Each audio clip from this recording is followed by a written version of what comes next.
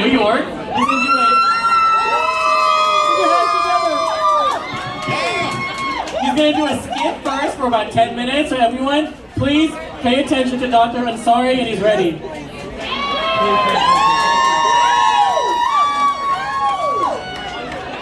Thank you guys. Thank you guys. Honestly, it's an honor to be up here tonight and get to speak in front of you guys. For those of you who don't know me, I am Dr. Ansari, but I honestly don't know why I'm telling you my name, because if you ever do need my attention, all you're going to yell is, "Hey, anesthesia!" Everyone having a good night? You guys having a good time? Let's give it up. Let's give it up for Dr. Dow. Our DJ. Give it up to the staff for throwing such a great party.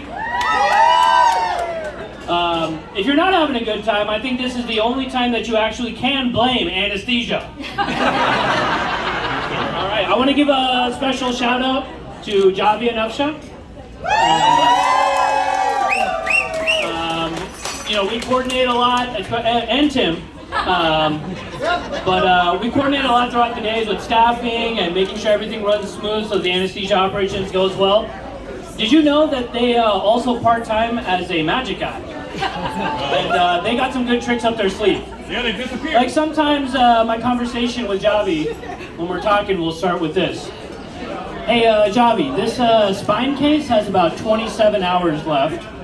No, not 7, but 27 hours to go. You think anyone can get me out today?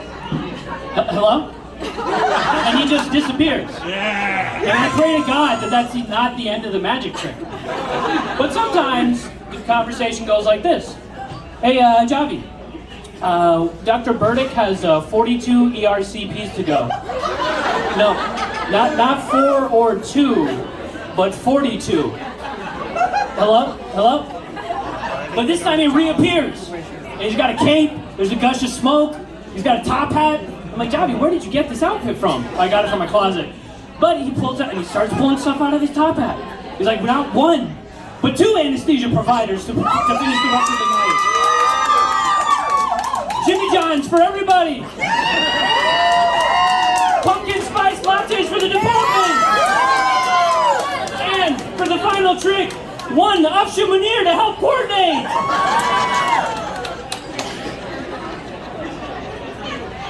So that's actually all the material I wrote because Javi promised me that I was going to get relieved at about 9:40. So if I could see, I think I see Safa here. So Dr. Sheikh, could you come relieve me so I can get the hell out of here? It'd be much appreciated. No, I'm just kidding. I actually wrote a lot more material, but in a true anesthesiologist fashion, I'm going to have one of the CRNAs come up and perform the rest of it, and I'm just going to supervise. So if I can have Ashley come on up and perform. No? I'm just kidding, guys.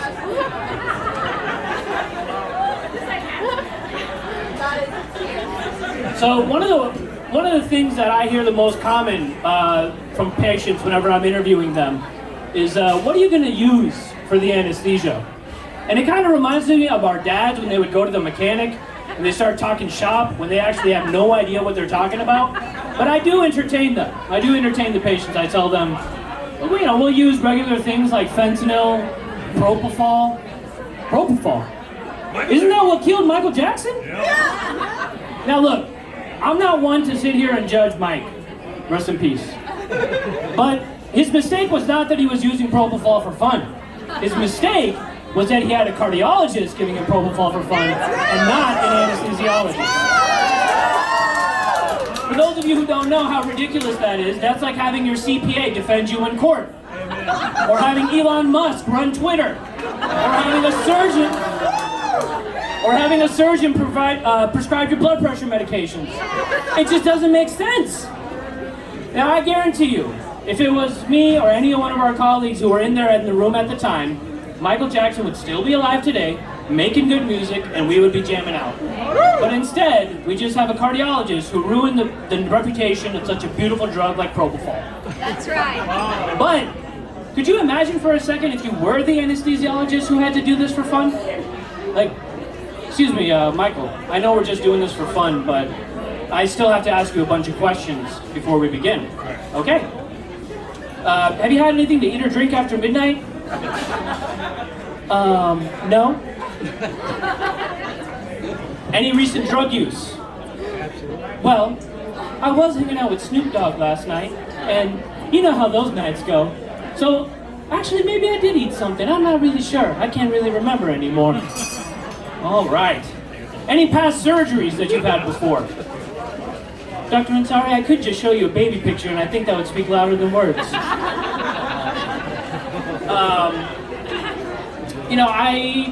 I started here about 6 months ago, and it was, my first day I was a little nervous. I'm gonna be honest. But I told myself and reassured myself, anesthesia is the same everywhere, Do the safe thing, put patients to sleep, monitor everything, and wake them up. And you just go from there.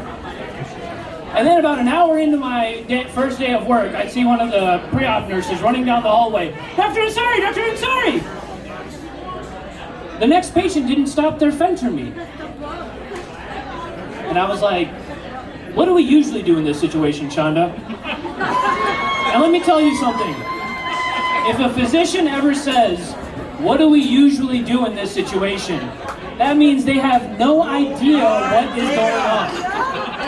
And she says, and Shonda looks at me and says, well, we have to cancel the case. I'm like, well, Dr. Rodriguez is not going to be happy about that.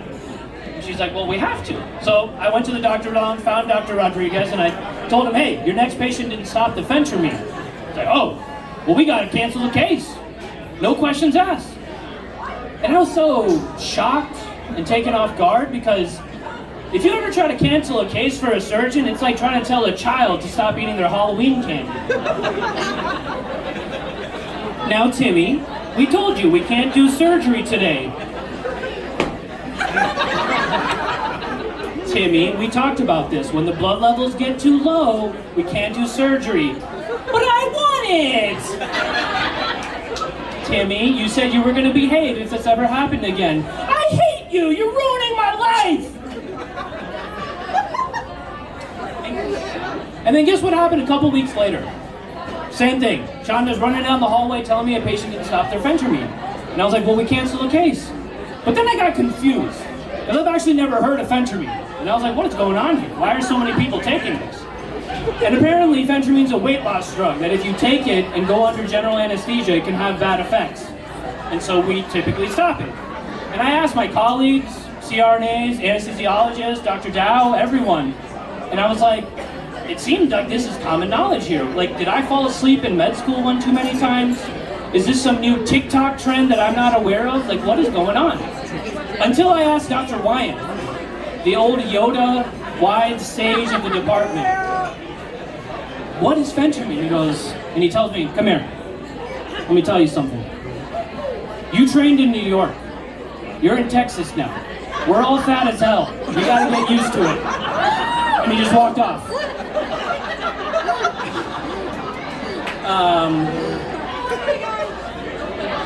One time I walked into a patient's room and she was just standing. And not just standing, but she was standing like this.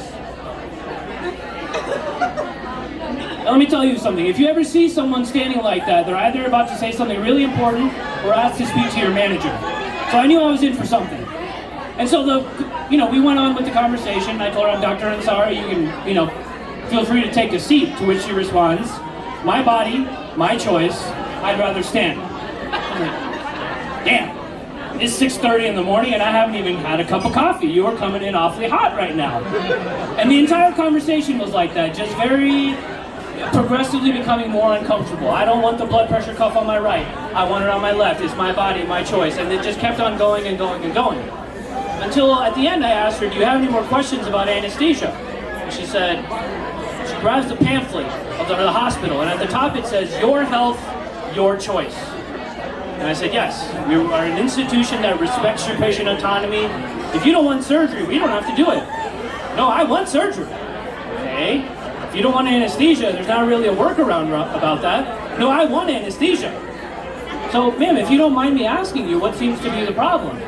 To which she looks at me and lifts up her hospital gown and asks me, why do I have to take off my jean shorts for surgery? And I kind of just looked at Shonda and said, What do we usually do in this situation?